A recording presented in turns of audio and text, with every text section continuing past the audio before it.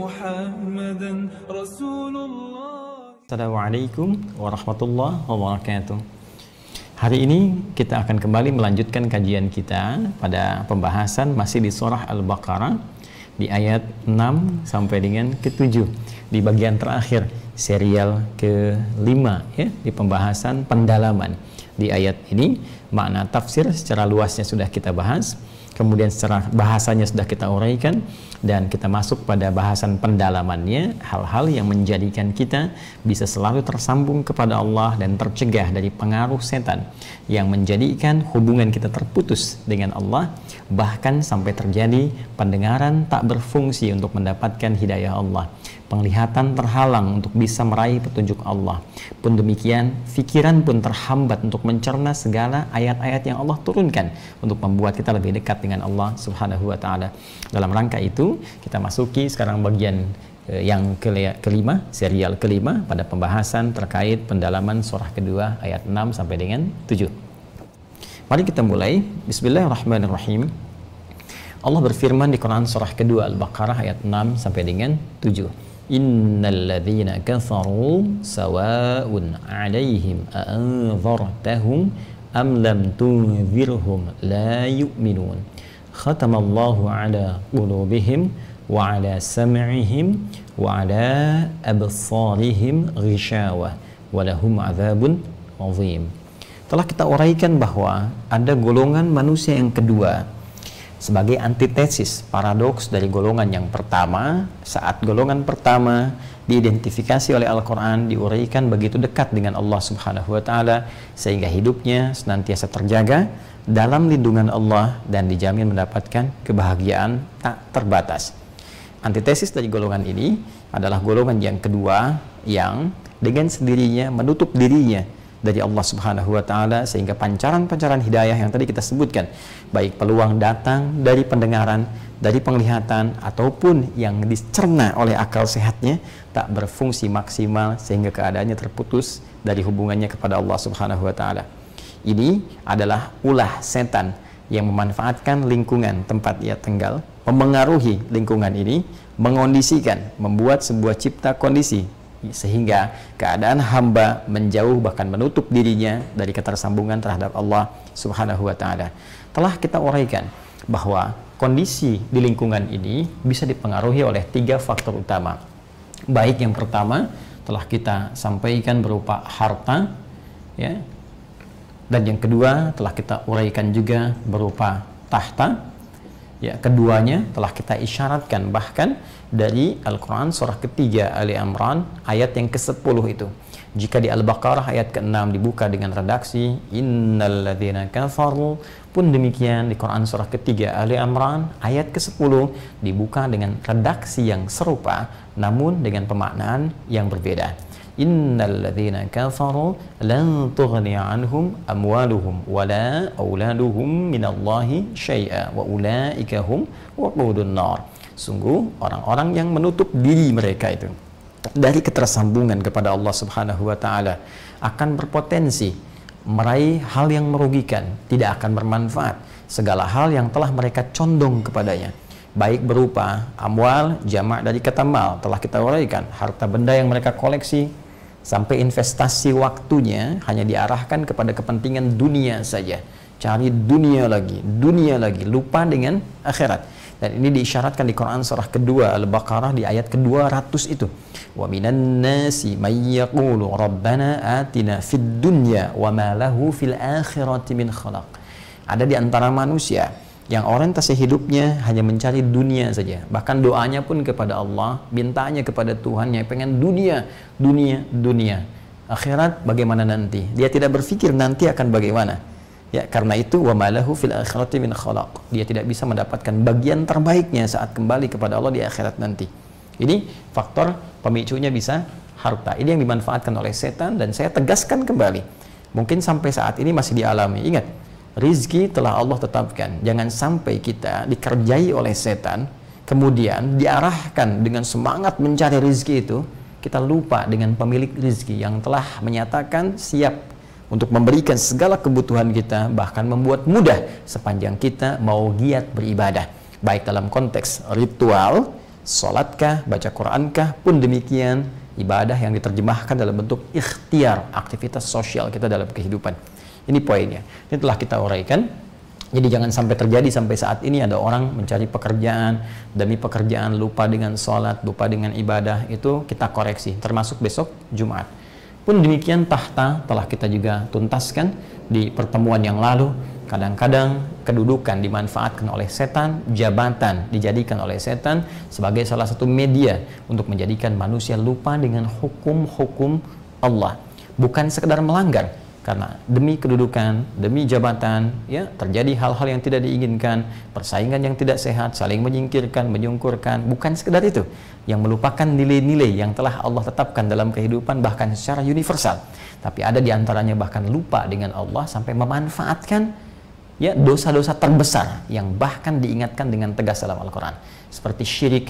Betapa banyak orang karena ingin meraih jabatan kedudukan datang misalnya ke dukun, datang ke paranormal, minta bantuan ini dan itu, dan secara tegas itu langsung dikecam oleh Al-Quran, bahkan dijadikan sebagai dosa nomor 1 dari bagian dosa-dosa besar yang disebut oleh Nabi SAW sebagai sab'ul mubiqat, ya 7 yang membinasakan, memberikan nestapa saat di dunia dan menghadirkan kesengsaraan saat pulang menghadap Allah Subhanahu wa taala di akhirat. Kita akan bahas bagian yang ketiga, teman-teman sekalian, yaitu pengetahuan, ilmu. Ini pun bagian dari potensi yang dijadikan oleh setan alih-alih asas awalnya sebagai media untuk memudahkan kita, ya, membimbing kita menuju tahapan-tahapan, rencana-rencana, capaian-capaian, cita-cita yang diinginkan, tapi dibelokkan kemudian oleh setan menjadi bagian tertentu yang tidak kita sadari, dan di akhir kita merasa ternyata sudah jauh dari Allah Subhanahu wa taala. Kajian ini akan terfokus pada pembahasan bagaimana ilmu itu satu dimanfaatkan oleh setan sebagai salah satu media untuk menjauhkan hambanya atau menutup diri dari hubungannya dengan Allah Subhanahu wa taala. Ya, ini bagian pertama.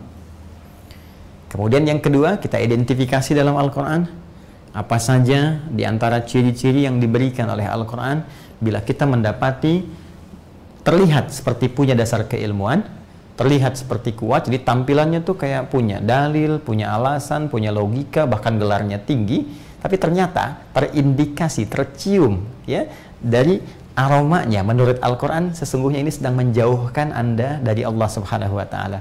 Bahkan ada statement nanti yang kita akan turunkan. Sesungguhnya apa yang sedang Anda dengar, Anda saksikan ini, itu lebih dahsyat daripada godaan setan itu sendiri, lebih berbahaya. Ini musuh yang paling nyata. Nanti kita akan turunkan ciri-ciri, ya, ciri-ciri ilmu yang salah. Saya katakan demikian ya. Jadi kita ambil narasi antara soleh dengan salah saja. Itu paling gampang ya, antara soleh dengan salah. Jadi persepsinya salah di sini adalah menjauhkan seseorang atau bahkan memutus hubungannya dengan Allah Subhanahu wa taala. Kemudian nanti kita akan lihat juga sisi ilmu yang bahkan terancam ya dalam bahasa Al-Qur'an untuk bisa menjerumuskan bahkan pelakunya kepada neraka yang paling dalam. Ini langsung ancamannya dengan neraka. Ya. Ini yang paling berbahaya.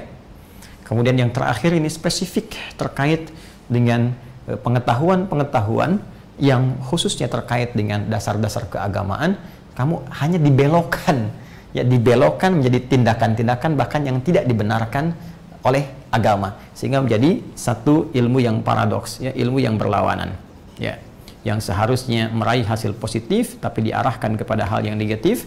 Nanti kita akan lihat bagaimana cara-cara kita menghindari itu.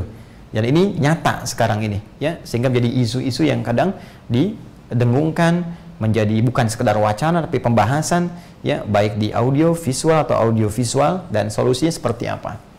Kemudian bahasan yang kedua, kita akan belajar tentang ilmu yang benar, ya ilmu yang real, yang benar dalam persepsi tentunya Al-Quran dan Sunnah Nabi SAW. Baik ilmu itu terkait kepentingan syariat, ya ilmu-ilmu pokok yang memberikan bimbingan kepada kita untuk memahami setiap tuntunan agama.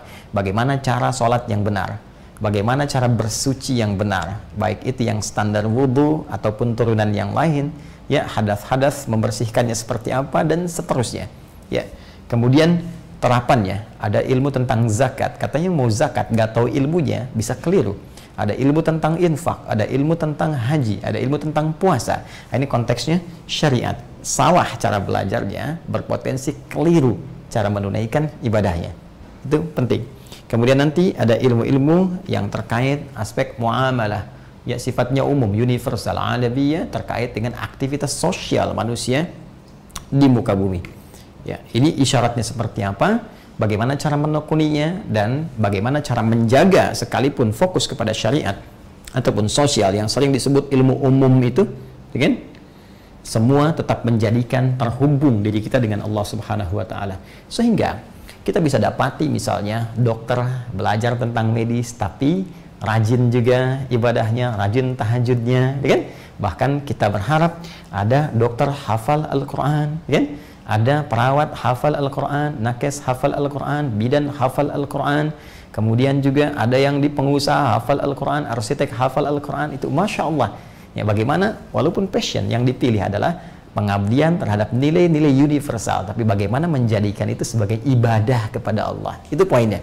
Ya, ini yang akan coba kita uraikan, dan kita akan kemas ini jadi nuansa pembelajaran yang bersumber pada isyarat-isyarat Al-Quran. Jika ini kita alami secara nyata dan kita berada di jalur yang benar, maka pertahankan dan ambil pedoman itu supaya tetap menjadi pijakan kita sampai kita wafat dan berpulang kepada Allah dengan nilai-nilai yang terbaik.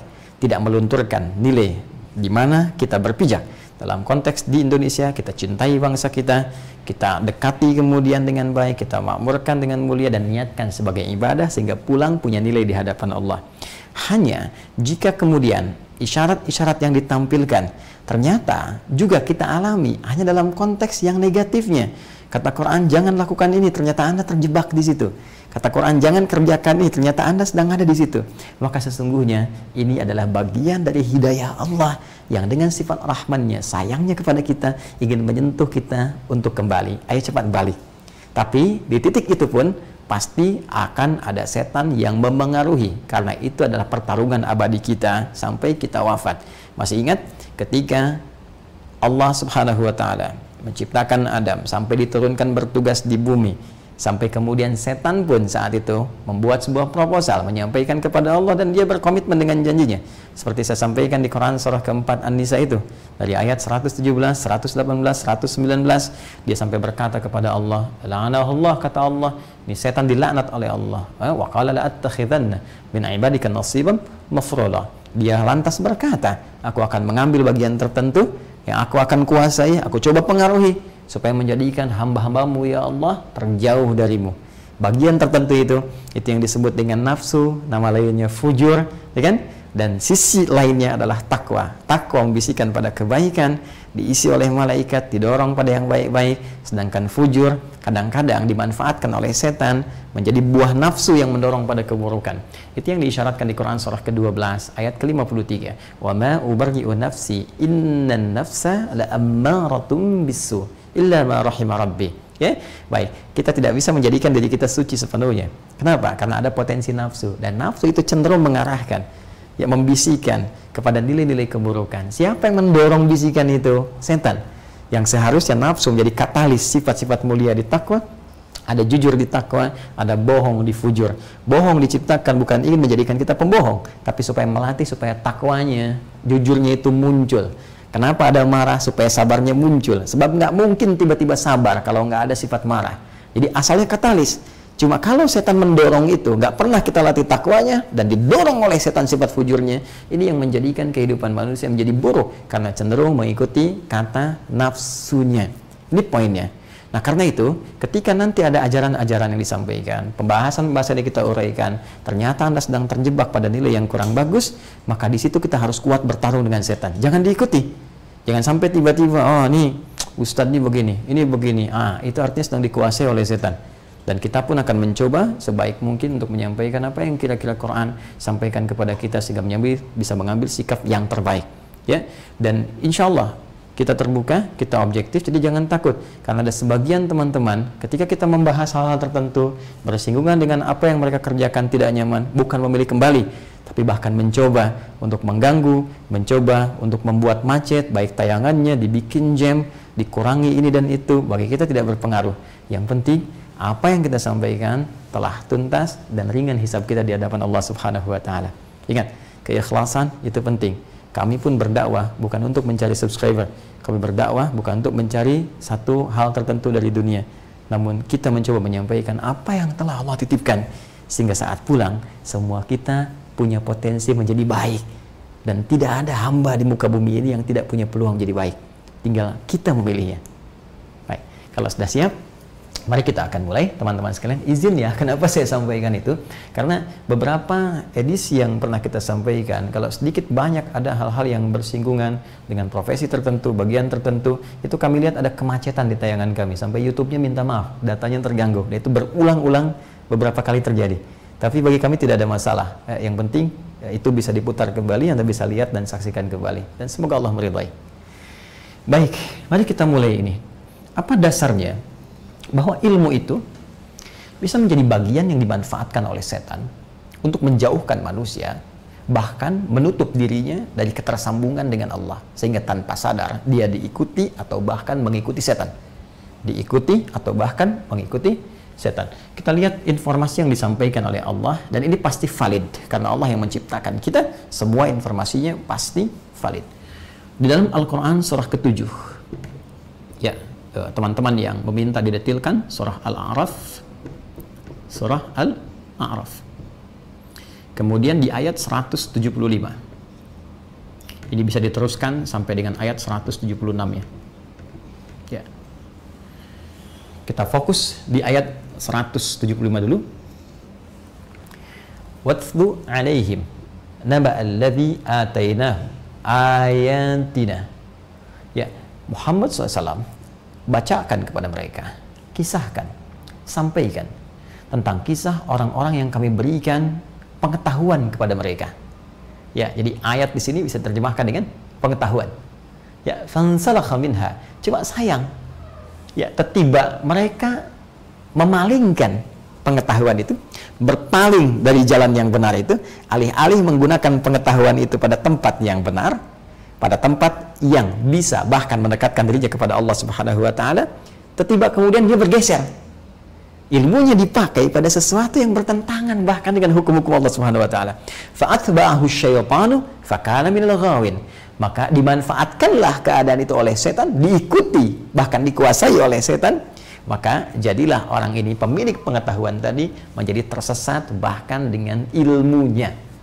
Allahu Akbar.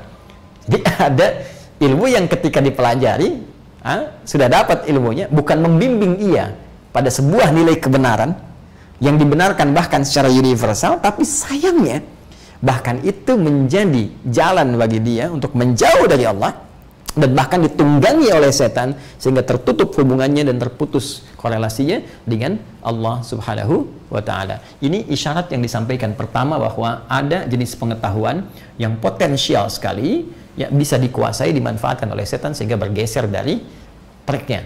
Ya, walau syi'na la rafa'nahu. Padahal awalnya kata Allah, kalau dia bisa gunakan di ayat 176-nya, kalau dia bisa gunakan ilmu itu dengan benar, kami akan angkat derajatnya.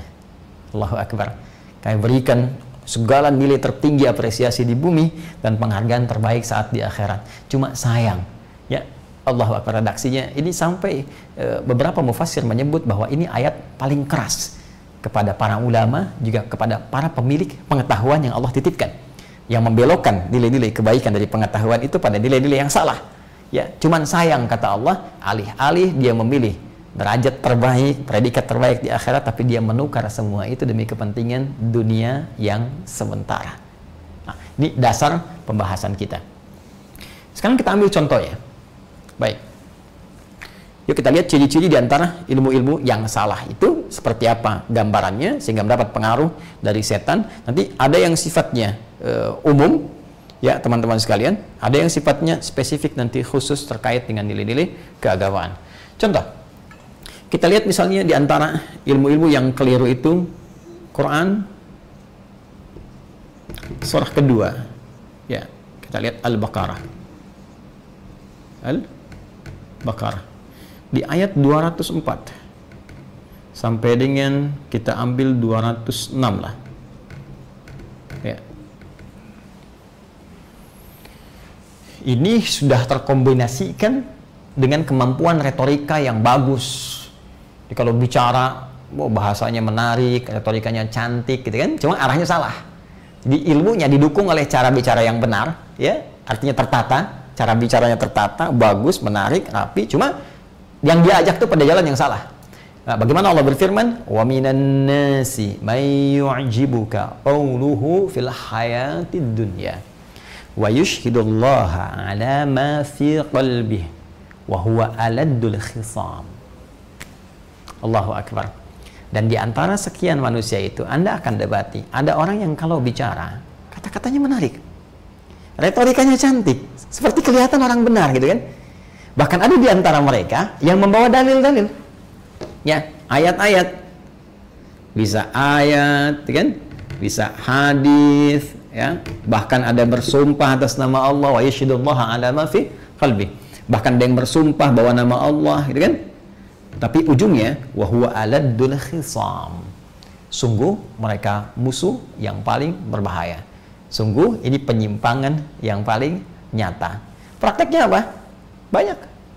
Coba sekarang cek, ya. Kalau kita mau lihat misalnya, teman-teman sekalian, betapa banyak sekarang kita dapati orang-orang dalam konteks kehidupan yang luas dulu, ya, umum dulu. Saya mau tarik dulu misalnya ke dunia yang sifatnya umum, baru nanti ke ayat-ayat tentang agama, tentang petunjuk dan sebagainya. Betapa banyak orang menggunakan kata-katanya supaya orang merayu, ikut A, ikut B, ikut C, tapi ternyata diarahkan pada jalan yang tidak benar. Awas, hati-hati. Ada yang sifatnya produk keduniaan.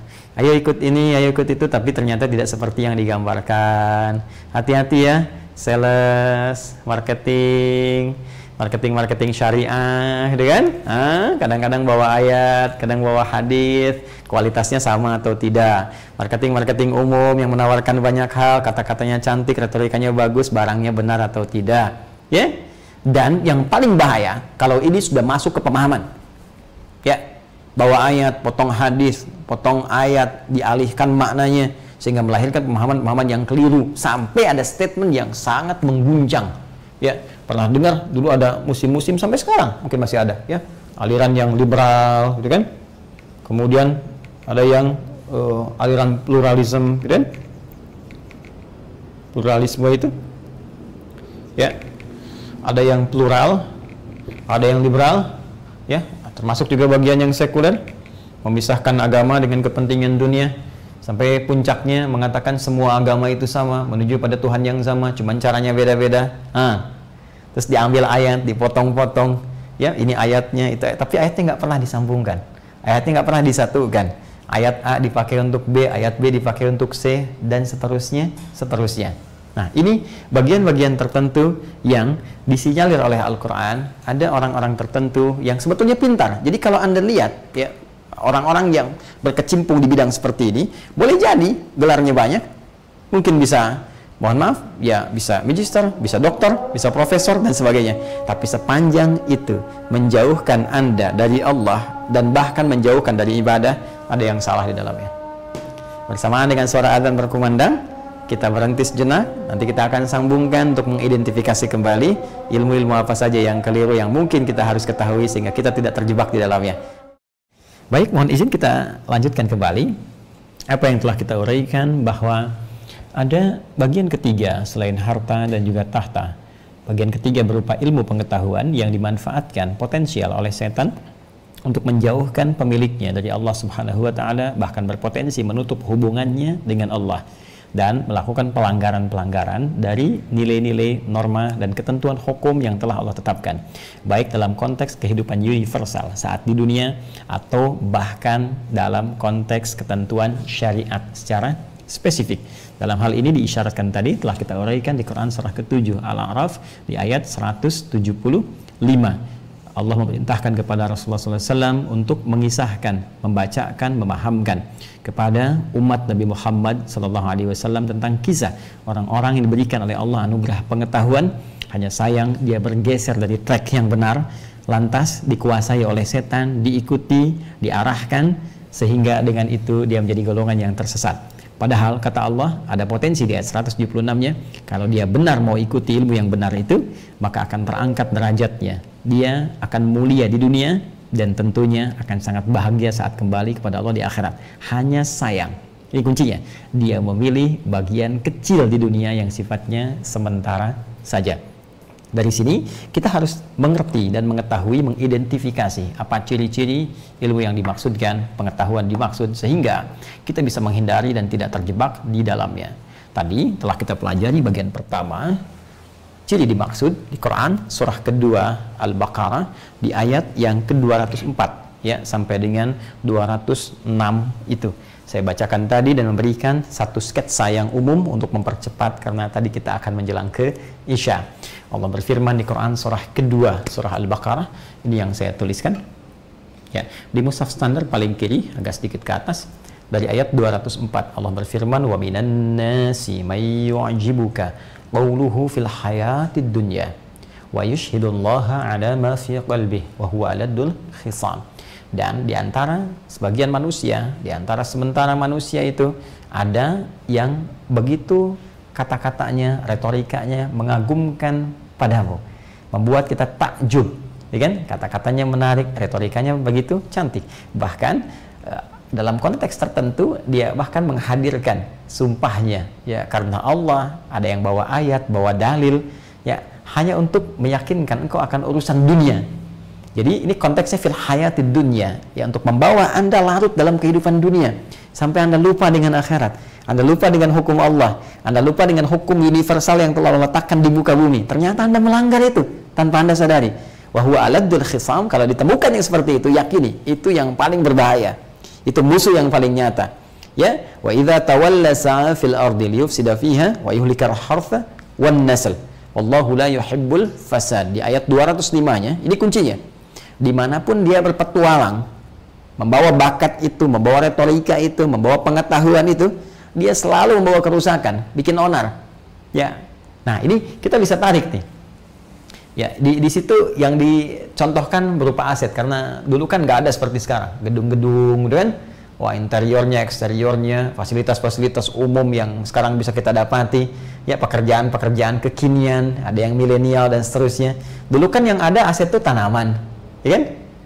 Perkebunan segala rupa. Makanya dicontohkan oleh Al-Quran tuh dengan aset konteks yang lalu sebagai contoh untuk memberikan gambaran di masa depan dengan esensi yang serupa, aset-aset hal yang berharga. Jadi kalau mereka kemanapun tuh merusak, ya harf itu bisa sawah, bisa ladang, bisa kebun, ya. Jadi kalau kita tarik sekarang ke konteks kekinian, perdaganganmu, kebutuhan panganmu, gitu kan? Hal-hal yang penting yang bisa kau miliki. Jadi ada orang-orang tertentu yang pola hidupnya merusak. Ya, dia punya ilmu, dibawa beraktivitas. Ada yang skala universal dalam konteks kehidupan dunia. Pintar, tapi kepintarannya dipakai untuk korupsi. Ada kan? Seperti itu. Ya, kalau nggak pintar nggak mungkin korupsi. Yang ngatur-ngatur kok. Kodenya ini, kodenya itu. Kadang sebut ini, kadang sebut itu. Yang digunakan begini, waktunya sekian. Kalau nggak pintar, mustahil. Kalau nggak punya ilmu, mustahil. Orang mau nyuri motornya perlu ilmunya kok. Orang mau nyuri yang kecil-kecil perlu ilmunya. Pencuri ayam tahu kapan harus nyuri, kapan tidak mencuri. Pencuri kerbau kapan harus tahu, kapan menggiring, bagaimana membekapnya, bagaimana supaya nggak bunyi, sampai dipakai pada yang salah. Dalam konteks kehidupan yang lebih luas, ya ini bisa menjangkiti semua aspek kehidupan. Anda bekerja di mana? Ya? Di bank kah? Ya, di pajak kah, bea cukai kah, di imigrasi kah, di militer kah, di macam-macam kah, di usaha umum kah, ya di perusahaan kah, bagian swasta kah, dagang kah, ustad kah, semua tidak luput dari pemantauan setan, tidak luput dari pengawasan setan. Kalau ada peluang sekecil apapun dibelokkan, belok. Karena itu hati-hati, ketika ada kecurangan, kerusakan yang dibisikkan ke dalam hati kita, naikin nih dari harga standar, targetnya begini nih, kalau bisa markup anggaran, itu artinya Anda sedang diikuti oleh setan. Kembali ke Quran surah ke-7 ayat 175, Anda sedang dikuasai. Ya, jika Anda bergeser, fansalakha minha fa'atbahu syaitan fakana minal ghawin. Maka jika sedikit saja diikuti itu, bisikan-bisikan seperti itu langsung ditunggangi oleh setan dan berpotensi Anda menjadi bagian yang tersesat nanti dalam kehidupan. Ya, mula-mula dibisikkan, mula-mula dikasih angan-angan.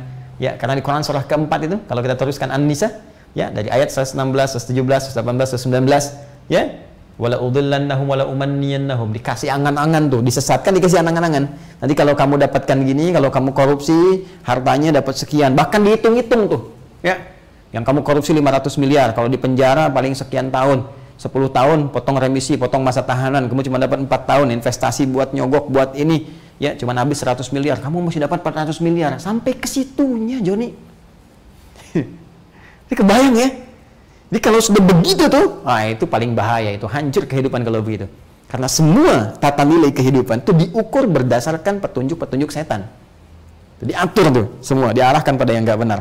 Nah, maka kalau ini pernah terjadi dalam hidup kita, ya, kemudian bersinggungan dengan itu, cepat sadar, oh ini loh ada petunjuk dari Allah, cepat balik.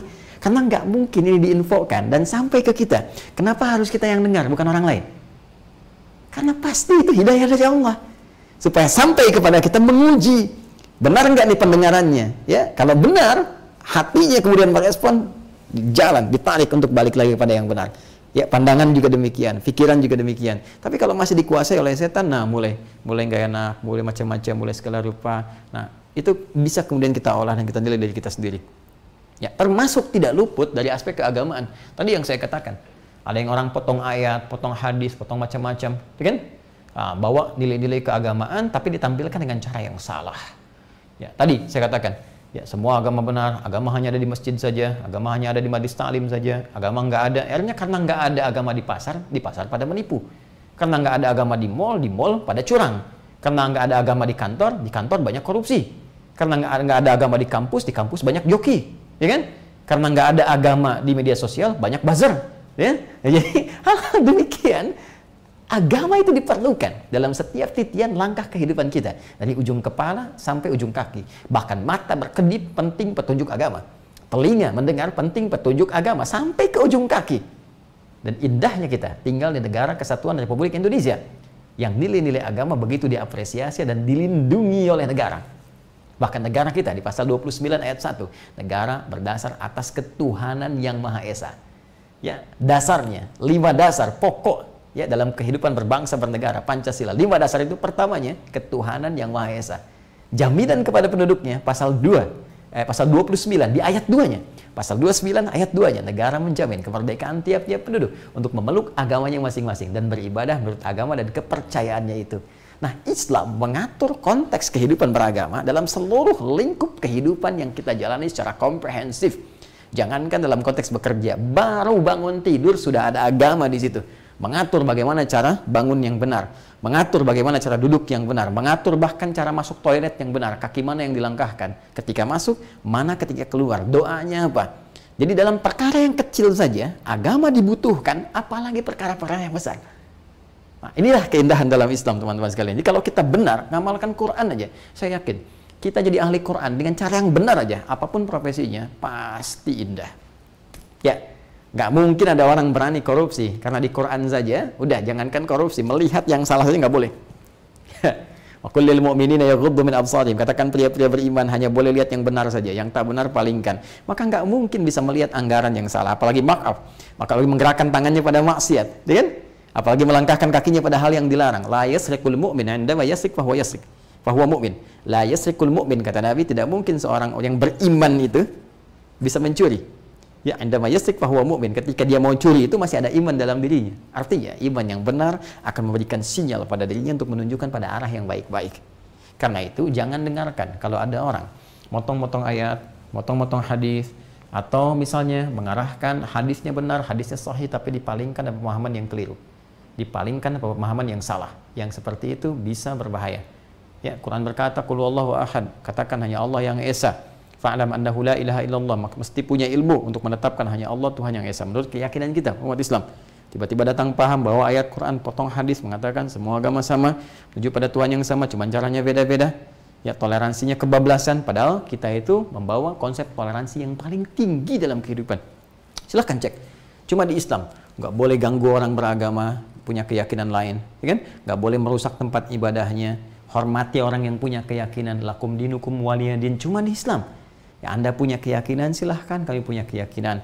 Ya, kalaupun ingin tahu tentang Islam, kami terangkan dan tidak memaksa. La ikraha fid din, tidak ada paksaan dalam ad-din, dalam Islam. Anda ingin belajar, silahkan. Yakin memeluk Islam, alhamdulillah. Tidak yakin, itu pilihan Anda sendiri. Indah, cuma di Islam. Hargai orang sedang ibadah di tempat ibadahnya, silahkan. Kalau ingin dakwah dari kami berikan keterangannya, tapi jangan sampai ganggu mereka, jangan rusak, apalagi sampai menghancurkan tempatnya dan sebagainya. Larangannya tuntas, indah. Nah, yang tidak dibenarkan mencampur adukan. Ini kok mesti diajak ke tempat itu. Aneh, datang ke tempatnya tapi hatinya mengingkari. Tidak sama kan? Antara sikap dengan hati. Itu jadi persoalan. Nah, karena itu, teman-teman sekalian, ini bagian pertama. Jika Anda mendapati ya seperti tadi, ada dorongan-dorongan di hati untuk pribadi atau orang lain mengajak pada yang salah. Tempat kerja ngajak curang, ngajak korupsi, ya, ngajak nyogok, ngajak macam-macam, di kampus ngajak nyontek. Nah, itu sudah salah. Segera menghindar. Ya.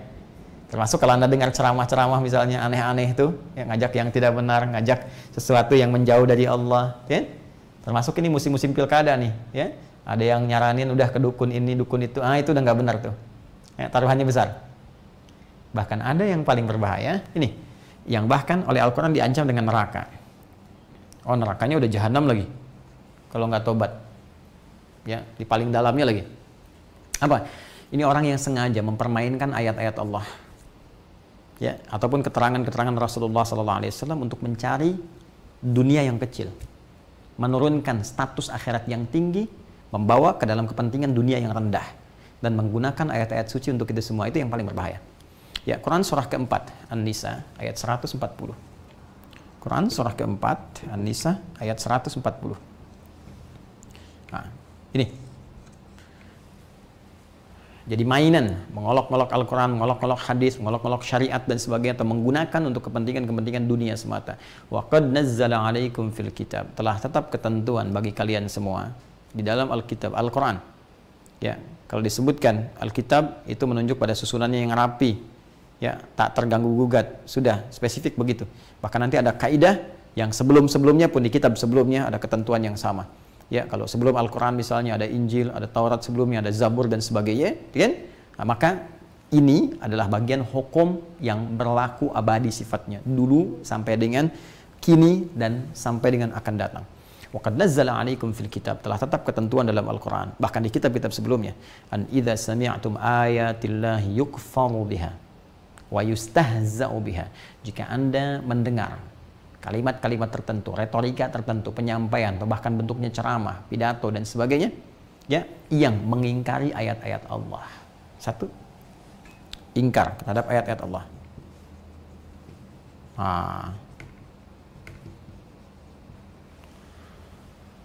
Ya, apa itu jilbab? Gak usah berjilbab. Kan? Sementara ada ayat turun tentang jilbab, ya kan? Apa itu sholat di masjid? Gak usah ke masjid. Apa itu sholat? Gak usah sholat.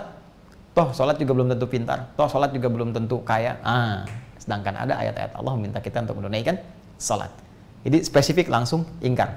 Ingkar Quran, ingkar sunnah.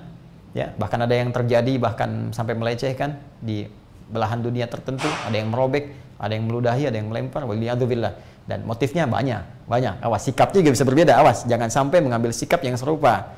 Karena motif itu menentukan. Ya, al-hukmu yaduru ma'illatihi. Di kaidah usul fikih, hukum yang ditetapkan itu akan selalu terkait berkelindan dengan ilatnya, sebabnya apa. Karena itu hukum sebab akibat menentukan terhadap sebuah hukum. Gak bisa kita hukumi sama. Kejadian di satu tempat dengan tempat lain bisa berbeda motif, berbeda hukum. Awas. Ya, nanti kita akan lihat misalnya kejadian di negara tertentu. Ya, ada yang kemarin di Denmark misalnya, di Swedia, di Norwegia sebagian. Ya, ada yang melecehkan, bikin kartun Nabi yang tidak benar, dibuat lagi, dan ada yang merobek Al-Quran, ada yang membakar dan sebagainya. Apa motif mereka? Kalau karena ketidaktahuan, belum pernah datang informasi dan sebagainya, maka terapinya, cara hukumnya beda dengan orang yang sudah paham, sudah mengerti, sengaja menantang, melecehkan, merendahkan dan sebagainya. Itu hukumnya bisa berbeda. Ya, kesini dulu sebentar ya. Wa yustahza'u biha, atau kalau nggak mengingkari, sengaja mengolok-olok. Nah, ini hati-hati ya. Sengaja mengolok-olok orang yang perempuan berjilbab misalnya, ngolok-olok orang yang mulai berubah, ngolok-olok orang yang mulai mau menghafal Quran, ngolok-olok orang yang ke masjid, mengolok-olok ayat-ayat Allah jadi mainan. dirubah-rubah kalimatnya, dirubah-rubah maknanya, dirubah-rubah turunannya, sengaja ingin mempermainkan saja. Ya, sengaja ingin membawa nilai agama itu seperti rendah, seperti mainan.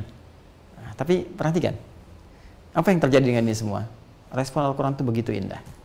Begitu indah. Tidak ada respon radikal, tidak ada respon ekstrim, tidak ada yang keras langsung. Bahasa Quran itu sangat luar biasa. Apa kata Al-Quran? Fala taq'udu ma'ahum. Ya, jadi Quran bukan mengatakan celah habis nih, bully dia nih, ya kan? Kalau bisa, udah serang aja, enggak ada tuh. Ya, Al-Quran mengatakan sudah, fala taq'udu ma'ahum, jangan duduk dengan mereka, kucilkan aja, tinggalkan aja. Kalau dia penceramah, jangan dengar ceramahnya, ya. Kalau dia pidato, jangan dengar pidatonya. Kalau dia nulis buku, jangan beli bukunya. Tinggalkan siarannya, jangan tonton segala acaranya. Ya, isolasi dia dengan keadaannya pada saat itu. Indah. Quran mengajarkan sesuatu yang tercela tidak usah dicela lagi, karena mencela sesuatu yang sudah tercela itu buang-buang energi. Akan lebih elegan kalau ditinggalkan saja. Apa tujuannya? Sehingga dia merasa dia salah. Hatta yakhudu fi haditsin ghairi, sampai dia sadar dia keliru karena dia ditinggalkan orang. Ya, dia sadar ada yang salah nih, dia balik lagi. Ya, dia kembali. Itulah indahnya Al-Quran. Indahnya Al-Quran. Bahkan dalam konteks tertentu pun, ya, itu keburukan yang muncul yang tanpa kita sadari. Boleh jadi dia belum tahu atau apa yang terjadi tertentu memberikan efek jera kepadanya, tidak harus dilawan dengan sesuatu yang buruk lagi. Kadang-kadang hukum tetap berlaku, tapi akhlak itu bisa tampil mulia. Ya, seperti ya, kita berdoa semoga seluruh ustadz-ustadz, ulama-ulama diberikan kesehatan, kebaikan. Ya, sahabat kami, saudara kami, Syekh Ali Jabir kemarin mengalami satu situasi di Lampung, gitu kan? Kita sama-sama ketahui dan kita terus mendoakan baik beliau ataupun ulama-ulama yang lain, ustaz-ustaz kiai yang lain, dijaga oleh Allah Subhanahu wa taala. Tapi lihatlah akhlak. Akhlak itu indah. Hukum tetap berlaku, tapi akhlak sangat indah. Cukup selamatkan dia, ya kan? Jangan sakiti lagi. Balas ini bagian dari takdir Allah. Sesuatu yang indah. Ya kan? Tapi hukum tetap berlaku untuk memberikan proses dalam nilai-nilai sehingga tampak keadilan dan tampak juga kemuliaan akhlak. Nah, itulah apa yang ingin kita saksikan. Kata Al-Quran, kalau ada yang begini, jangan sampai mencela yang sudah tercela, buang-buang energi, tinggalin aja. Sampai dia sadar, hatta yakhudu fi haditsin ghairi. Sampai dia sadar, dia pindah kepada aspek yang lain lagi, dia nggak bicara itu lagi, baru sertai kembali. Innakum idzam mithluhum. Kalau Anda ikuti yang seperti ini, ikut seminarnya, ikut kajiannya, ikut simposiumnya, ikut stadium generalnya, lama-lama nggak seperti mereka nantinya. Ujungnya nggak sholat juga, ujungnya ingkar Quran juga. Ya, Anda mahasiswa ikut di kampus, kampusnya kampus Islam, tapi sering hadirkan seminar yang begini nih, menjauhkan Anda dari Allah, melecehkan Quran, menganggap biasa, menghalalkan seks bebas, ya kan? Nulis yang aneh-aneh, ujung-ujungnya Anda ikutan juga dengan mereka ini. Ya, kalau Anda sering sertai yang begini, kita yang terjebak di dalamnya. Ya, innallaha jami'ul munafiqina wal kafirina fi jahannam jami'a. Kalau tidak tobat sampai wafatnya, itu terancam kata Allah, kami akan tenggelamkan di neraka yang paling dasar bersama orang-orang yang ingkar, yang memang sengaja berbuat yang seperti itu. Itu dosanya besar. Ya, menjadikan Quran sebagai mainan, hadis sebagai olok-olokan, lantas jadikan sebagai bahan diskusi, bahan dipublikasikan, yang dengan itu mengajak dikampanyekan untuk menjadikan itu sebagai perilaku dalam kehidupan. Ya, LGBT kah itu misalnya yang sekarang sedang warak dipertontonkan, dianggap sebagai bagian dari pembenaran, dibawa ayat-ayat itu bagian fitnah kehidupan. Fitnah dari mana, Joni? Ya, apakah mau kalau ibu Anda juga begitu? Ayah Anda begitu? Anda itu bisa lahir karena ada ibu dan bapak. Kalau bapak saja nggak akan ada Anda. Kalau ibu saja nggak akan ada Anda. Ya, apakah Anda mau juga kemudian anak Anda seperti itu? Kan belum tentu. Itu bertakwalah kepada Allah Subhanahu wa taala. Kita sayangi saudara-saudari kita semuanya dan kita doakan dan kita arahkan untuk balik lagi. Tidak perlu dicela, tapi kita dorong untuk berubah. Doa di tengah malam kita minta, ya Allah berikan hidayah kepadanya, petunjuk. Kita beri ikhtiar, kan? Berikan jalan supaya semua punya hak yang sama untuk jadi baik. Bukan Anda saja, bukan cuma saya, Anda, kita, semua orang punya kesempatan untuk berubah. Karena itu saya mengajak semuanya, jangan dengarkan vonis manusia.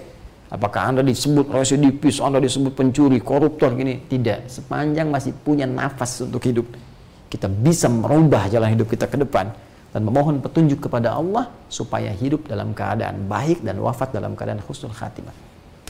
Dan itu peluang di hadapan kita sebelum maut menjemput. Ya, ini poinnya.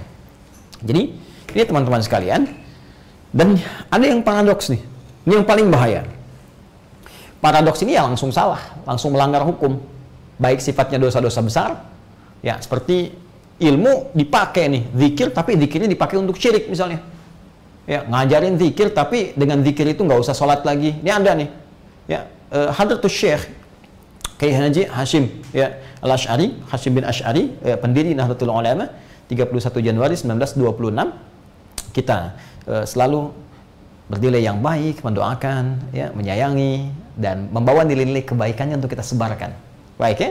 Beliau menulis 19 kitab, diantaranya kitab keduanya ada Risalah Ahlus Sunnah wal Jamaah. Ya, ada yang menarik di antara paparan beliau yang menguraikan ada aliran-aliran menyimpang, paham-paham menyimpang yang hadir di tanah Jawa. Beliau berikan gambaran, wa minhumul abahiyuna, dan di antara itu ada aliran abahiyun. Siapa mereka? Gambarannya seperti benar. Ya, berzikir kata beliau tuh, ya. Tapi caranya keliru sampai menyimpulkan wasafa qalbuhu. Ya, merasa dirinya sudah bersih dan tidak berlaku bagi mereka perintah dan larangan lagi. Ya, perintah sholat tidak berlaku karena sudah merasa dekat dengan Allah. Ya, Anda kan sholat supaya dekat dengan Allah. Saya sudah dekat dengan Allah, jadi untuk apa sholat lagi? Nah, itu jadi zikirnya salah, kemudian terjadi konslet dalam imannya dan gangguan di otaknya. Ya, dan itu tampak. Jadi kelihatannya seperti zikir, seperti benar. Ya, sehingga beliau simpulkan zikir yang menyalahi syariat itu keliru. Sholat itu syariat, zakat itu syariat. Anda diajarin zikir, baca-baca, cuma dari situ Anda kemudian meninggalkan sholat. Itu zikir yang salah, kata beliau. Makanya awas kalau Anda menemukan nih, tampilannya bagus, kadang pakai jubah, ya, kemudian pakai sorban misalnya, lebih lebar daripada Batman. Kadang-kadang, sekarang tuh aneh-aneh, dukun dipakein pakaian kiai. Ntar besok kayak pakai helm juga gitu kan. Jadi, jadi kita mesti lihat, jangan dilihat penampilannya saja gitu kan. Kita lihat nih apa nih materi yang disampaikannya, ajarannya apa.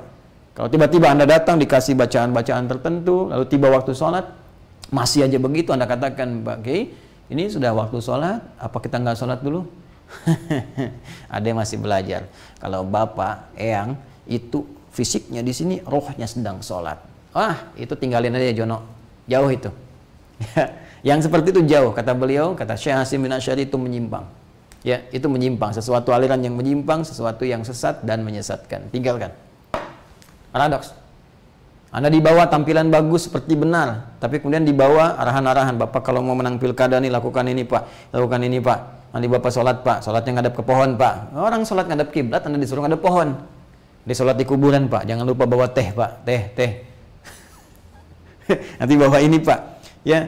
Ini lurus Pak, searah keris. Orang lurus ke kiblat. Diarahkan kemana-mana. Tapi penampilannya seperti penampilan orang benar. Itu paradoks. Ya.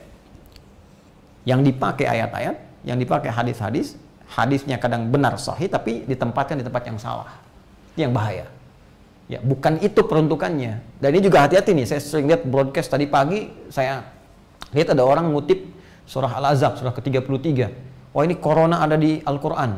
Dalilnya ayat Al-Quran. Waqarna fi buyutikunna. Ya, waqarna fi buyutikunna. Disebut corona, Allahu Akbar. Itu bukan cocok lagi gitu. Ada sesuatu yang salah di situ. Itu terkait dengan kebiasaan-kebiasaan yang hadir di jahiliyah. Ada perempuan-perempuan jahiliyah, itu kadang-kadang buat narik perhatian tuh suka keluar. Ya kan? Supaya terlihat, pakai parfum yang menyengat supaya kelihatan, pakai perhiasan-perhiasan bunyi, kalau jalan kicik supaya pengen kelihatan dari orang, nampak, bawa pada maksiat. Nah, maka turun ayat itu mengatakan istri Nabi jangan seperti itu, mesti beda, tampil lebih elegan, punya wibawa, punya marwah, menetap di rumah. Kalau ada hal-hal yang tidak penting tidak perlu keluar. Ini kan? Ya, di rumah kerjakan yang baik-baik, lakukan segala hal yang mungkin bermanfaat, kecuali ada yang penting-penting silahkan keluar, itu pun dengan izin-izin tertentu. Ayatnya ke situ. Jadi waqarna bukan waqarona. Paham ya? Nah, ini kita menyebar nih di broadcast ya, saya harus luruskan nih. Dan corona pun di Arab nggak pakai kof, pakai kaf. Corona. Itu serapan. Jelas ya? Nah, jadi ini penting nih, ini juga awas cocok logi, otak atik ya. TikTok sekali diketik jadi kena ketok gitu kan. Nah, itu repot tuh. Ya, itu ilmu-ilmu begitu tolong dijauhkan. Ya, termasuk yang ekstrim. yang radikal beneran, ya bukan yang hafid, bukan yang good looking nih. Ini yang benar-benar radikal, yang benar-benar ekstrim. Ya seperti apa? Ngajak ngaji tapi ujung-ujungnya itu togut tuh, tembak tuh, itu bom tuh, tusuk tuh. Nah, itu yang bahaya. Tapi brainwash-nya pakai ayat. Itu masuk pada golongan orang-orang yang kadang-kadang lemah. Itu bahaya tuh. Ya, selama ini jarang dekat, jarang pernah ngaji. Apalagi situasi Covid begini, itu kan? Orang sedang kadang-kadang turun dalam posisi yang sedang pengen cari ketenangan, tiba-tiba masuk. Awalnya bagus tuh kan? Awas hati-hati kalau dapat indikasi yang begini, ini berbahaya nih. Ya, ada yang ngajak sholat misalnya dulu, terus tiba-tiba bawa ceramah, dikasih ketenangan, ingat akhirat, kita kapan aja bisa mati, cari amalan yang paling bagus, tembak bom ini, bom itu, dan sebagainya. Itu tinggalkan. Ya, kalau memang kita mendapatkan isyarat-isyarat demikian, jauhi. Jauhi. Ya, dan bandingkan dengan ajaran-ajaran yang disampaikan oleh ustadz-ustadz yang lain, kiai-kiai lain. Makanya saya sering sampaikan, jangan sampai terfokus pada hanya 1-2 ustadz saja. Baik kalau ada yang mengatakan jangan belajar ustadz A, jangan belajar ustadz B, jangan ke sana, di sini aja. Itu paling bahaya. Sebab ketika ditemukan kesalahan di situ, tidak ada yang bisa mengoreksi. Dan dianggap semua benar, itu bencana dalam keilmuan. Karena itu bagi Anda pun yang ikut kajian kami, dengarkan dari ustadz-ustadz lain. Ya. Kemudian komparasikan, ambil yang baik-baiknya, gitu kan? Yang sesuai dengan nilai-nilai kebaikan, perintah Al-Qur'annya, di hadisnya. Kemudian doakan ustaz-ustaz itu supaya bersatu, saling mendoakan, bersinergi, gitu kan? Mengarahkan pada yang baik. Saya senang nanti kalau ada yang merekomendasikan, kalau Anda belajar sejarah ke ustaz ini ya, belajar fikih ke ustaz ini ya, Quran ke ustaz ini ya, itu indah gitu. Dan itu tradisi di masa lalu begitu. Dan tidak harus mengatakan jangan belajar pada si fulan, ini yang benar saja. Nah, itu bencana. Itu pun bencana, dan semoga saya tidak termasuk yang demikian. Kalau saya pernah demikian, tinggalkan saya dan cari ustadz lain lebih baik. Ya. Nah, saya ambil contoh begini misal. Kita ambil Quran surah keempat. Lagi-lagi Quran surah keempat, An-Nisa.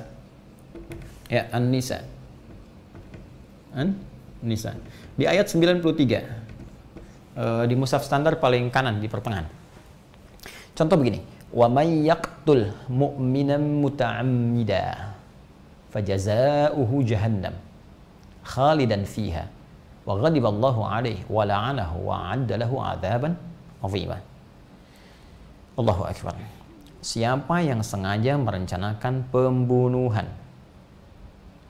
terencana dan menghilangkan satu nyawa saja orang beriman, itu nyawa orang beriman, fajazauhu jahannam, maka balasan yang disiapkan untuk orang itu adalah neraka jahanam. Khalidan fiha, dijamin kekal di dalamnya. Ya, wa ghadiballahu alaihi, Allah murka kepadanya. 3, di neraka jahanam, kekal di dalamnya, Allah murka kepadanya. Ya. Kemudian wala'anahu, dilaknat dia. 4, wa 'addalahu 'adzaban 'azima, dan dijanjikan siksa yang berlipat. 5, di neraka jahanam, kekal, dimurkai Allah, dilaknat oleh Allah, dan ditempatkan dengan siksa yang berlipat kalau dia tidak tobat kembali kepada Allah sampai wafatnya demikian. Saya mau tanya pada Anda, di mana insan beriman punya cita-cita masuk neraka jahanam dengan 5 jaminan tadi? Kekal, nggak bisa keluar, dilaknat, dimurkai oleh Allah, dijanjikan siksa yang berlipat. Ada orang beriman seperti itu. Makanya mikir-mikir dulu tuh. Kayak yang mau nusuk ulama, mau nembak ulama, Anda tuh jangan berpikir bunuh orang, karena diri Anda pun terancam dengan pembunuhan. Apa Anda nggak sadar? Ya, setiap kita itu akan wafat. Dalam tanda petik ya tadi ya. Jangan berpikir tentang wafatnya orang, karena diri kita pun akan wafat. Karena di sekeliling kita ini tinggal nunggu waktu aja. Nggak usah Anda mengambil tugas ya yang sudah spesifik ditempatkan oleh Allah dengan makhluk tertentu. Tugas malaikat maut itu nyabut nyawa. Anda nggak usah ikut-ikutan. Anda mah ibadah aja.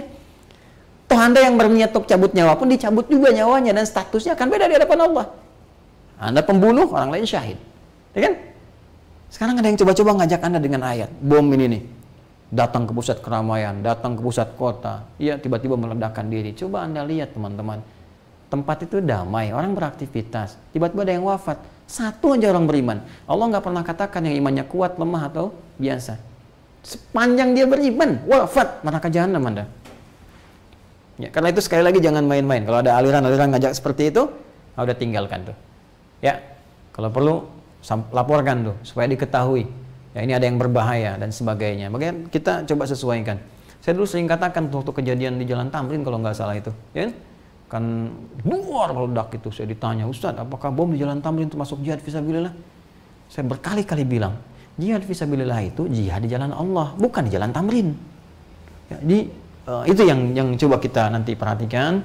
Jadi teman-teman sekalian, ada setan yang juga berusaha menunggangi pengetahuan sehingga diarahkan pada konteks yang tidak benar. Baik sifatnya universal, kehidupan kita, penipuan, curangan, ya, perampokan, korupsi, kolusi dan sebagainya, itu pokoknya yang salah-salah lah. Karena itu di Quran itu selalu banyak ayat mengarahkan tubuh kita bersikap dengan benar. Jangan mencuri, ya, jangan berzina, jangan lakukan ini, jangan lakukan itu, jangan. Apa di antara manfaatnya? Supaya kita terbebas dari perangkap setan. Menjauh dari situ, itu ada setannya itu, kalau dalam bahasa bebasnya seperti itu. Ya. Kemudian ada juga bagian tertentu yang itu digunakan untuk kepentingan-kepentingan tertentu dengan membawa nama-nama agama. Seperti tadi kemusyrikan yang saya contohkan tadi, zikir-zikir yang tidak benar yang menjauhkan diri dari syariat dan seterusnya, serta ajaran-ajaran yang bahkan bisa melahirkan sikap ekstrim dan tidak mungkin itu dilakukan oleh orang-orang yang benar beriman kepada Allah Subhanahu wa ta'ala. Nah, perbuatan ini itu nanti akan menyebabkan seorang itu jauh dari Allah. Karena kalau nggak percaya silakan.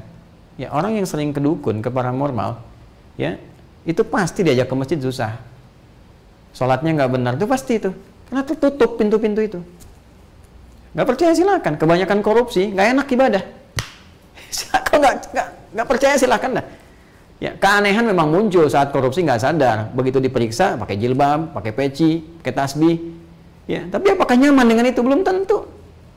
Kadang cuma pakai aksesoris saja. Ketika agama jadi solekan saja, itu yang paling berbahaya. Ya, jadi saya katakan, orang yang terlalu mendekat kepada yang haram, maka yang halalnya akan sulit berkembang. Karena sudah otomatis baik memunculkan kebaikan, buruk memunculkan keburukan. Keduanya tidak pernah bertemu. Kalau orang baik, maka yang buruknya akan turun. Kalau orang buruk, yang baiknya akan turun.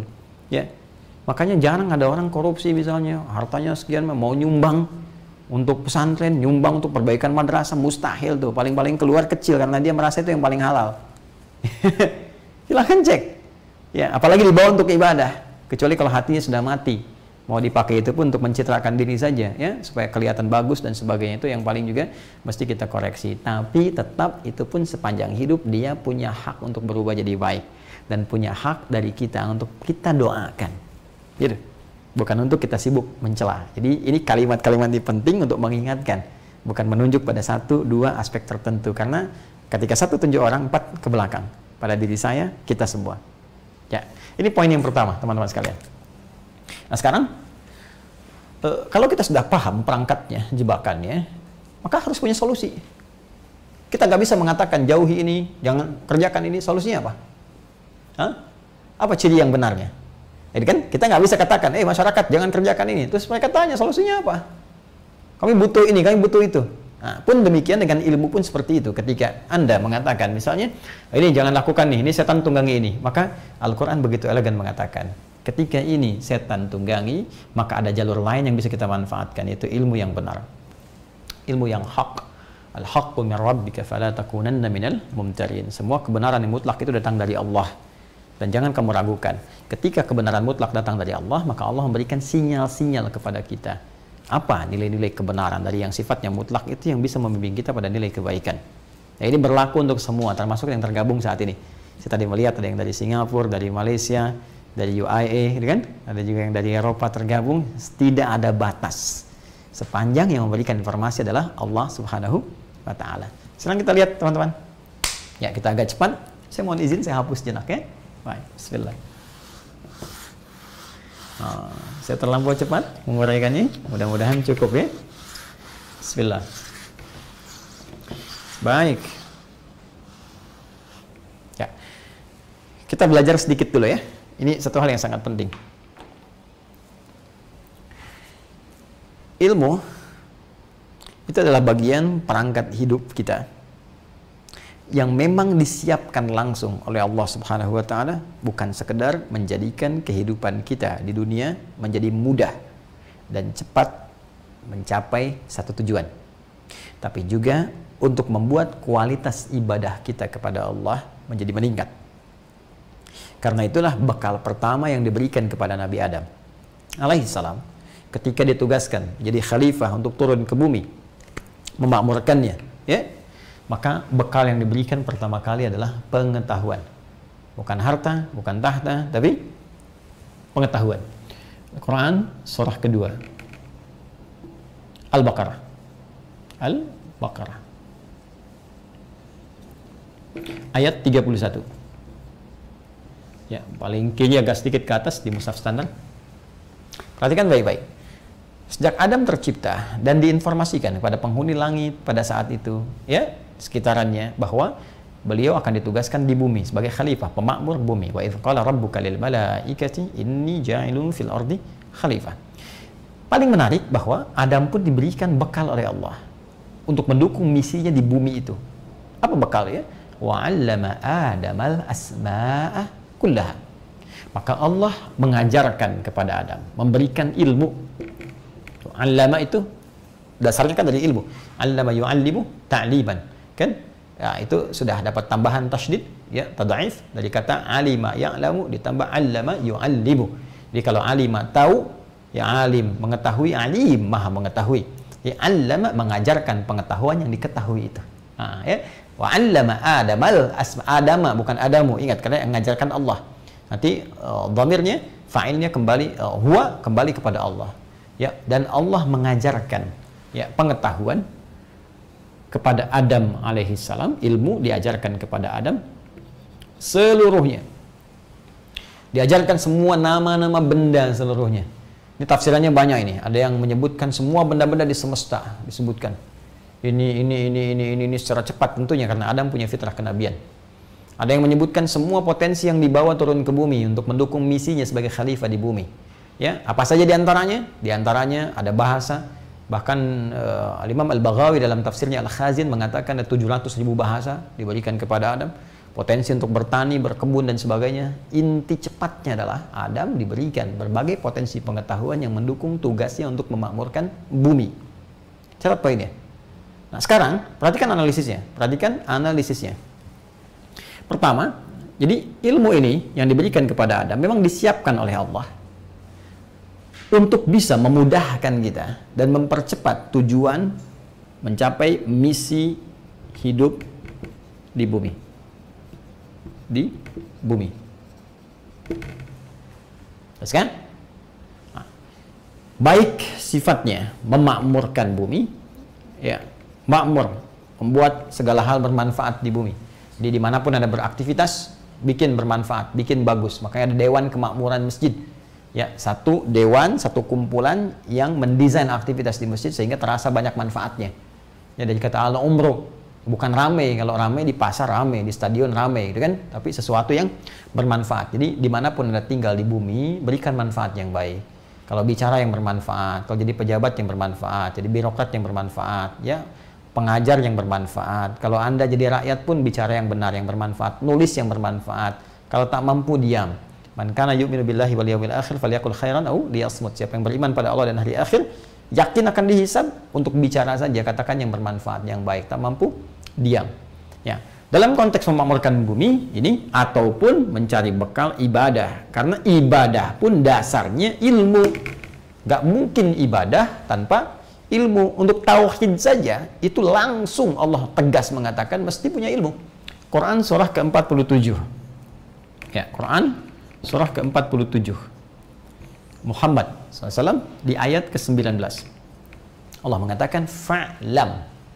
Maka ketahuilah, itu terjemah standar. Tapi kalau kita baca dengan balaghahnya, bahkan dari sudut pandang nahwunya misalnya, ya, ataupun sorofnya, dari derivasinya fa'lam, fi'il amr tuh, maka cepatlah punya pengetahuan, cepat punya dasar ilmu yang kuat.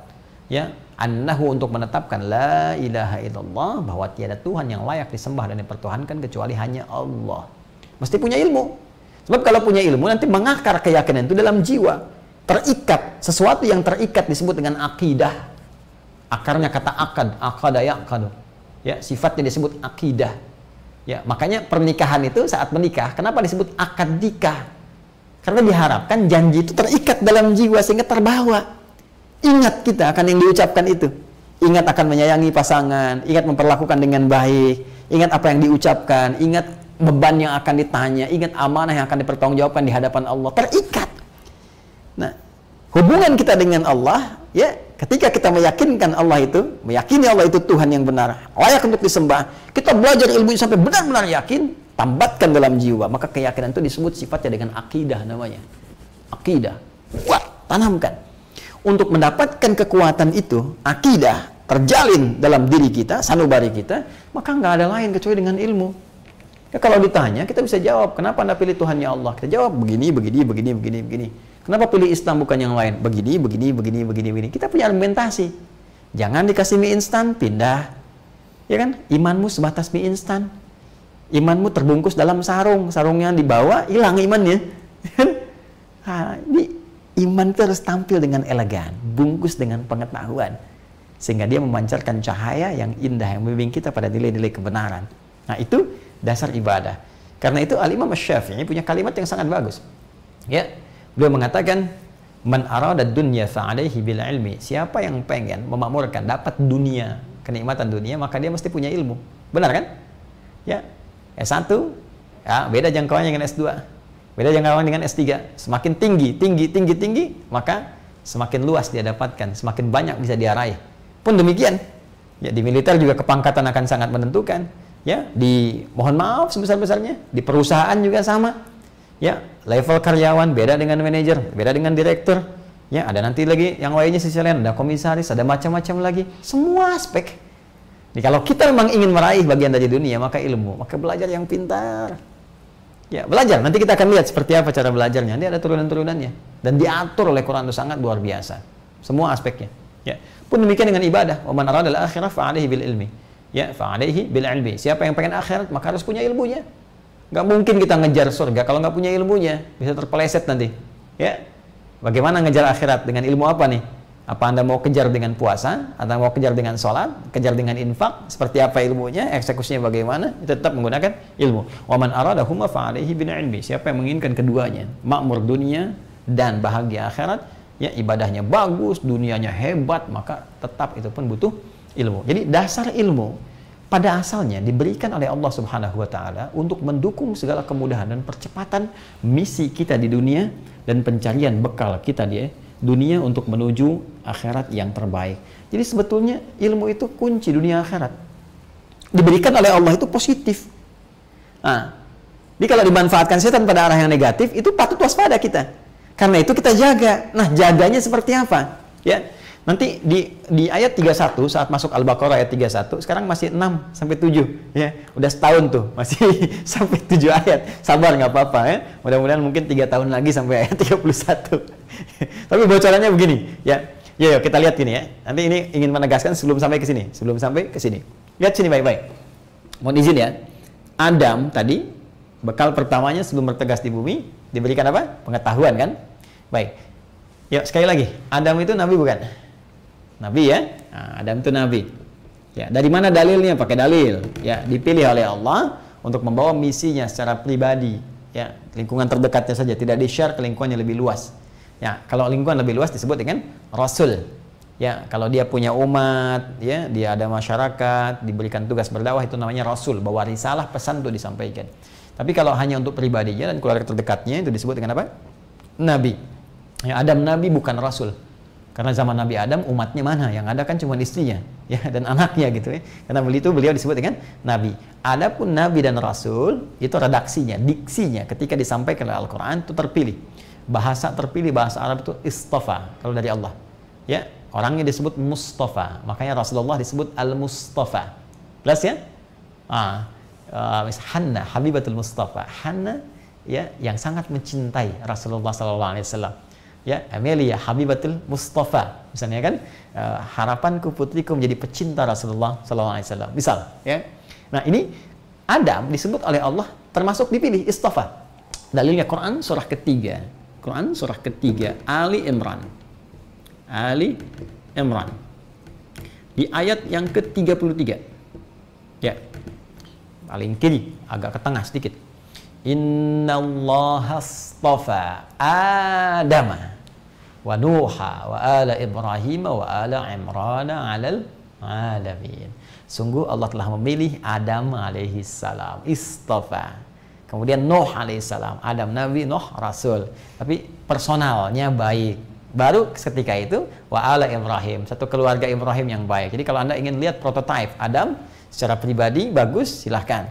Nuh silahkan, lihat kesabarannya, dakwahnya, yang lihat pada orientasi ikhtiar bukan hasil, 950 tahun berdakwah yang ada, yang yakin cuman sekian, bisa terhitung dengan jari. Jangan dilihat lamanya, yang dilihat ikhtiarnya. Kalaupun Anda mengabdi, nggak banyak orang misalnya yang jadi bagus, nggak apa-apa, ikhtiar Anda yang dilihat, bukan hasilnya. Orang kalau bekerja lihat hasil, kecewanya berat. Ya, baik. Kemudian wa ala Ibrahim, dan seluruh keluarga besarnya, jadi baik. Jadi kalau Anda ingin baik seperti Nabi Ibrahim, ya ikuti polanya seperti apa membentuk keluarga. Ya, yang pernah mengerjakan itu Imran, maka disebutkan wa ala Imran alal alamin. Disebutkannya keluarganya, karena di antara keluarga Imran itu ada yang jadi nabi, ada yang jadi rasul. Ya, famili jauhnya Nabi Zakaria. Ya, terdekatnya cucunya Imran. Siapa dia? Nabi Isa, rasul. Ya, Maryam menikah dengan Hannah, Imran menikah dengan Hannah. Saya koreksi, Imran menikah dengan Hannah, melahirkan Maryam. Dari Maryam turun Isa Al-Masih, ya, Mesias, alaihi salam. Jadi itu bagian dari hal yang bisa kita dapatkan. Nah, karena Adam Nabi, jangan lupa Adam pun manusia. Adam manusia. Tuh, dari mana taunya? Ya, kita lihat Quran surah ke-15 misalnya. Al-Hijr ayat ke-28, wa idz qala rabbuka lil malaikati inni khaliqun basyara. Ketika Allah Rabb Muhammad SAW berfirman kepada para malaikat dan sebagian makhluk yang ada pada saat itu bahwa aku akan mencipta makhluk baru, bukan malaikat, bukan jin. Karena jin sudah ada seluruh manusia. Di ayat 27-nya, Quran surah 15, ayat 27 itu berbicara tentang jin. Wal janna khalaqnahu min qablu min naris samum. Dan jin, para jin kami ciptakan, kata Allah, sebelum manusia, dari bahannya yang beda. Materinya tidak sama dengan manusia, yaitu dari api yang menyambar. Ya, sedangkan bashar itu manusia disebutkan 35 kali dalam Al-Quran. Selain nama Al-Ins, nama Al-Insan, nama Bani Adam pun juga demikian dengan nama tersendiri yaitu An-Nas. Jadi singkatnya, Adam manusia, Adam Nabi. Jadi pada diri Adam itu alaihissalam ada fitrah kenabian, ada fitrah kemanusiaan. Sebagai manusia, Adam punya potensi segala bentuk pengetahuan. Jadi sifat kemanusiaannya tercipta, punya misi tadi di bumi dengan dua misi utama ini, maka diberikan oleh Allah segala bentuk potensi pengetahuan. Hanya fitrah kenabiannya menjadikan potensi itu langsung diaktifkan dengan pengajaran langsung dari Allah. Karena semua nabi punya fitrah pengajaran dari Allah, termasuk Nabi Muhammad SAW yang mengajarkan langsung Allah. Ya, adabani Rabbi fa ahsana ta'dibi. Bahkan dalam urusan adab pun kata Nabi yang mengajarkan langsung Allah Subhanahu wa taala. Langsung ditanamkan, diberikan petunjuk. Quran pun langsung ditanamkan, beda dengan kita. Ya, Quran surah ke-75 Al-Qiyamah ayat 16 sampai 18. La tuharrik bihi lisanaka lita'jala bihi. Inna 'alaina jam'ahu wa qur'anahu fa idza qara'nahu fattabi' qur'ana. Dibimbing, jangan tergesa-gesa menggerakkan lisanmu untuk menghafalkan apa yang sedang kamu ikhtiarkan. Biarkan kami bacakan, ikuti bacaannya. Tugas Nabi hanya ikuti saja. Kami yang tanamkan, kata Allah, bacaannya terhujam dalam jiwamu. Jadi ada fitrah kenabian yang diajarkan langsung, ada fitrah kemanusiaan mendapatkan potensi seluruh pengetahuan tadi. Saya, Anda, kita. Bukankah manusia? Nah, coba lagi lihat di cermin, manusia bukan? Cek lagi, manusia bukan? Manusia kan? Baik, manusia. Kita, ya kita. Nah. Manusia. Nabi bukan? Nabi bukan? Bukan kan? Bukan Nabi. Bukan Nabi. Sudah, ini sepakat saja, nggak usah ngaku-ngaku. Bukan Nabi. Kita manusia, bukan Nabi. Berarti kita punya fitrah kemanusiaan, tapi tak punya fitrah kenabian. Karena itulah kita, itu secara genetik disebut oleh Al-Quran sebagai anak cucunya Adam, keturunan Adam, sama-sama manusianya. Ya Bani Adam, disebutkan 7 kali dalam Al-Quran. Ya Bani Adam, contoh Quran surah ke-7 Al-A'raf ayat 31. Ya Bani Adam, khudhu zinatakum 'inda kulli masjid. Hei anak cucu Adam, setiap kamu akan ke masjid, ada panggilan dari masjid, kenakan pakaian terindahmu. Ya, bukan cuma Nabi yang ke masjid, kita pun ke masjid, ya kan? Kenakan pakaian terindah, jangan sampai pesta. Ada undangan dari manusia pakai pakaian bagus, undangan dari Allah pakai pakaian seadanya. Cuma doanya nuntut banyak. Sukseskan aku ya Allah, lancarkan pernikahanku, getarkan jiwanya untuk menerima lamaranku. Tapi tampilan begitu jeleknya gitu kan. Yang dipilih seadanya, ini kan nggak menarik gitu. Tampil dengan elegan, tampil dengan indah, tampil dengan bagus seperti engkau memenuhi undangan manusia, maka penuhi undangan Allah lebih daripada itu. Jelas? Oke. Sekarang kembali ke sini. Kita disebut Bani Adam, anak cucunya Adam. Tapi karena kita bukan nabi, kita manusia, maka kita punya fitrah kemanusiaan terkait dengan keilmuan. Apa itu? Allah telah tanamkan pada kita seluruh potensi pengetahuan. Jadi manusia itu nggak ada yang bodoh. Sekali lagi, manusia tidak ada yang bodoh. Manusia bodoh itu cuma di lagu. Gitu ya? Manusia punya potensi pintar. Ya? Tidak ada murid yang bodoh. Hanya guru yang kurang kreatif dalam mengajar. Bahkan penelitian di barat menyebutkan manusia paling standar pun punya kapasitas memori 100 juta gigabytes. 100 juta gigabytes, Anda bayangkan tuh, 1 giga aja bisa menampung berapa banyak buku. Ini 100 juta. Yang paling standar. Anda kebayang nggak ya tadi? Wa'allama Adam al-asma'a kullaha. Allah mengajarkan pada Adam semua nama. Sekarang Anda berada di mana sekarang? Di kamar Anda. Hitung benda-benda di kamar ada berapa? Itu baru di kamar, terus list oleh Anda. Ternyata kapasitas memori Anda baru dipakai sepersekian kecil, bisa mengingat ratusan ribuan benda. Tuliskan oleh Anda kalau nggak percaya. Kita itu makhluk hebat. Dan mau jadi apapun bisa. Bisa. Jangan katakan saya nggak bisa. Menjadi ahli fisika bisa, matematika bisa, kimia bisa, ahli tafsir bisa, biologi sekaligus bisa. Makanya orang dulu itu kepakarannya di bidang ilmu luar biasa. Sampai paling sedikit ya 3-4 bidang. Orang sekarang paling 1-2. Dulu itu ahli Quran, ahli tafsir, bisa sekalian jadi dokter, jadi ilmuwan, astronom. Ya, Al-Kindi, Al-Farabi, Al-Ghazali, Al-Khawarizmi, Ibnu Sina, Al-Battani. Ya, silahkan Anda cek. Bahkan kalau kita lihat ya sirah mereka, ya perjalanan hidup mereka, rata-rata tuh Allahu Akbar, itu sangat luar biasa. Ya, ada kitab Bidayatul Mujtahid fi Nihayatul Muqtasid. Karya Ibnu Rushd ya. Itu kan suka dipelajari banyak di masjid. Fikih Muqaran itu, ya perbandingan mazhab ini begini begitu banyak dipelajari. Itu kan yang nyusun dokter bedah, hafal Quran, paham fikih, bikin kitab fikih Muqaran. Jadi kita harus optimis, pintar. Apalagi orang Indonesia, wah, Indonesia itu berkah luar biasa, senang kita dilahirkan di sini, cinta dengan negara kita, senang luar biasa. Potensi ilmunya banyak. Ya kita ambil jangan banyak-banyak lah dari bahasa aja. Coba silakan, lidah orang Indonesia paling fleksibel. Bicara Arab kayak orang Arab. Masya Allah, Assalamualaikum, kaifa halak ya Muhammad, kaifa halak ya Fatimah, kayak orang Arab. Bahasa Inggris kayak orang Inggris. Hey, where have you been? How are you doing? Catch you later. Kayak orang Inggris beneran. Ya, kayak orang Prancis, ya, macam-macam lah pokoknya. Bicara apapun mirip. Potashiwa, Indonesiano, Adides, saya Adi dari Indonesia. Itu luar biasa. Anda silahkan cek deh di belahan negara lain. Orang India bahasa Inggris ketahuan. Di radio pun nggak lihat orangnya udah pasti ini India. Orang Cina udah ketahuan di Cina. Amerika udah pasti ketahuan Amerika. Ya, orang Amerika bicara bahasa Sunda misalnya ketahuan juga nih. Ya, pasti dari sini. Tapi orang Indonesia itu luar biasa. Belum keilmuan. Anda bisa bayangkan nggak duduk paling belakang, ya kadang-kadang nggak perhatian tiduran, ya itu masya Allah ujian besoknya nilainya bisa sama bahkan lebih. Dan orang belum tahu banyak sistem SKS, sistem kebut, bukan cuma semalam, ada 1 jam, ya kan? Ya, cuma bisa modal fotokopian dari orang, kok nilainya bisa sama gitu. Indonesia tuh luar biasa, duduk paling belakang nggak pernah nanya ujian nomor 1, habis ujian lupa, itu ya celakanya di situ. Jadi potensi itu tinggi gitu, saya mau katakan itu luar biasa. Nah karena itu kita mesti belajar dengan cara yang benar supaya berkah, tajam, dan terpercaya, bisa digunakan sebagai panduan amalan dalam kehidupan. Apa diantaranya? Ada yang terkait dengan syariat. Seperti apa belajar syariat dengan benar? Jangan sampai salah. Belajar sholat dengan cara yang salah, salah sholatnya. Akhirnya apa yang terjadi? Mohon maaf, manfaat sholat pun tidak terasa dalam kehidupan. Ya, nggak mungkin orang sholat kalau nggak tahu ilmunya.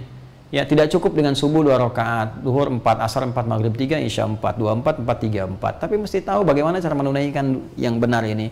Takbirnya bagaimana, ruku sujudnya bagaimana. Ya, sehingga kita bisa ukur, kata Allah, kalau orang benar salatnya minimal jadi orang baik. Inna salata tanha 'anil fahsya wal munkar. Quran surah ke-29 ayat ke-45. Orang salat itu doanya terijabah, orang salat hatinya tenang. Orang salat lebih dekat kepada kesuksesan dan kebahagiaan. Orang salat itu bahagia. Makanya ketika dipanggil hayya 'alas shalah, hayya salat, hayya 'alal falah. Mari bahagia. Sekarang kita tanya, salat itu sudah menghasilkan kebahagiaan belum? Ya. Bahagia enggak gitu? Bahagia itu sederhana, cukup dengan secangkir kopi. Itu sholat Anda bagaimana? Bagi yang ngopi, bagi yang tidak kan belum tentu bahagia. Tapi Allah kasih yang universal nih, yang objektif. Sholat, ya kan? Sholatnya udah baik belum? Jangan-jangan sholat tapi belum baik. Berarti ada yang belum benar kan? Perlu ilmunya. Ya, haji, umrah, ukurannya dilihat berhasil atau tidak berkali-kali tapi nggak dapat juga. Pun demikian, ada yang terkait dengan ilmu-ilmu umum yang kalau dikerjakan, kata Al-Quran, nih lakukan seperti ini, Anda akan berhasil.